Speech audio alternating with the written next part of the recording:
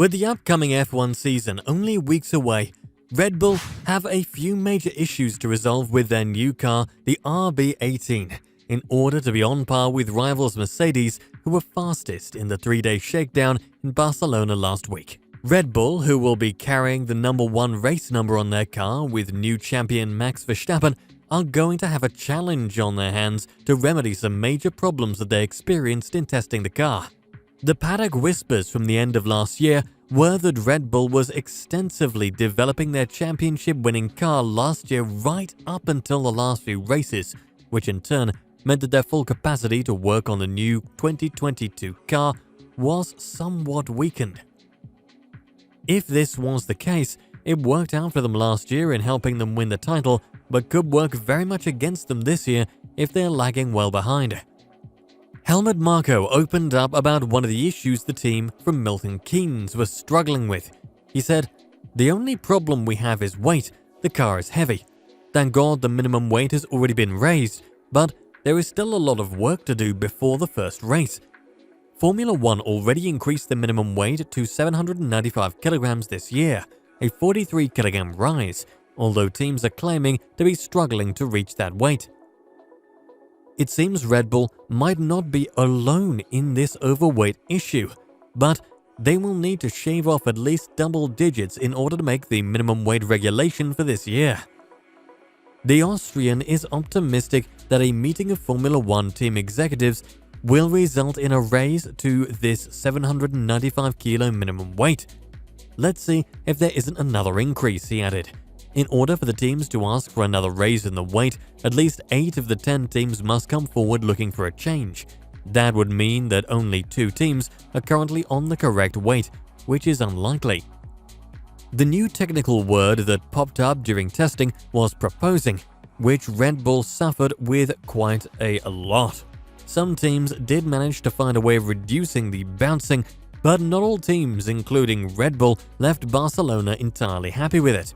Red Bull technical director Adrian Newey, who was working in F1 in the previous era when ground effect was used and then subsequently banned, said that nature of the design of the new aerodynamics is to create porpoising. It goes hand in hand with the effect the aerodynamics push the car into the ground. He said, "It's not hard to turn off the bouncing, but it's hard not to lose lap time in the process."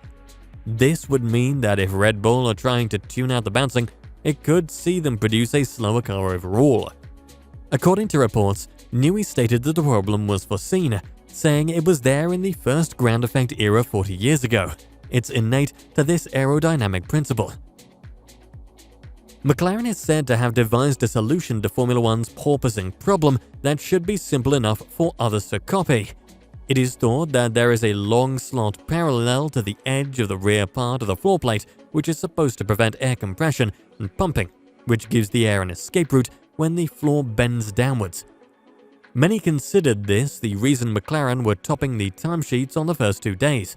If McLaren have indeed found a solution to the problem with their slot trick, one could imagine all teams will show up in Bahrain with it. With multiple teams suffering with this porpoising issue, Formula One's Chief Technology Officer, Pat Simmons, is cited as stating, "We offered the teams that the floors could be bent upwards by 25mm at the outer edges. That would probably have alleviated the problem, but the teams didn't want that because they were too advanced in their design process." According to reports, Newey was unsure whether that would have worked, saying it didn't show up like that in the wind tunnel and that you can't simulate what actually happens on the track. Red Bull did manage to set the 3rd and 4th fastest times behind Lewis Hamilton and George Russell, so it would seem that if Adrian Newey and the Red Bull technical operations can overcome these problems they're having with the new car, they should at least be on level terms with Mercedes. That is, of course, if Mercedes are the quickest car on the grid again this year, as Ferrari also looked very strong. Carlos Sainz says Ferrari chose to be disciplined when it came to judging the car's performance at the unofficial Barcelona test.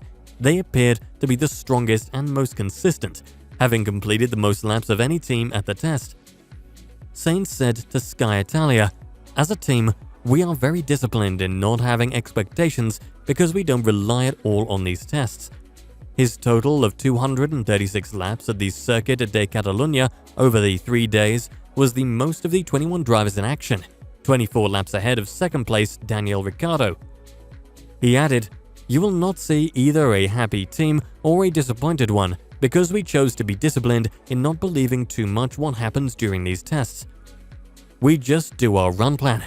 We don't think too much about where we are now, but just about developing the car. When you do 150 to 200 laps in a day and a half, you have to be positive because the car gave you no trouble." Meanwhile, the Spaniard's teammate, Charles Leclerc, has made no secret of his desire to add to his Formula One victories this year, both of which occurred in September 2019 at back-to-back races in Belgium and Italy. "It's a completely new year, which represents an opportunity for us. We know that," said Leclerc. "We have to exploit this opportunity as much as possible. So this year, we want to go back to fighting for some Grand Prix and victories." Last year, this goal was probably less realistic. This year, it's something we all know we could do. So, we have to give 200%. It's what we are doing, and I really hope to see the results this season. In the case of a positive 3-day test, Ferrari head Leclerc added, "We are quite happy that things went quite well. On the other hand, I think we are working harder than ever, keeping our heads down. Clearly, it's always good to be ahead, but this doesn't mean anything, and I think we are all aware of what's inside the team. We are not focusing at all on the performance, we are focusing on ourselves to try to understand this car 100%. That's it. We are already focused on Bahrain, where maybe we will try to push a bit more." So, we can expect Red Bull to be working hard to resolve its issues with car to put the fight to Mercedes once again, or albeit Mercedes and Ferrari. So thanks for watching, bye bye.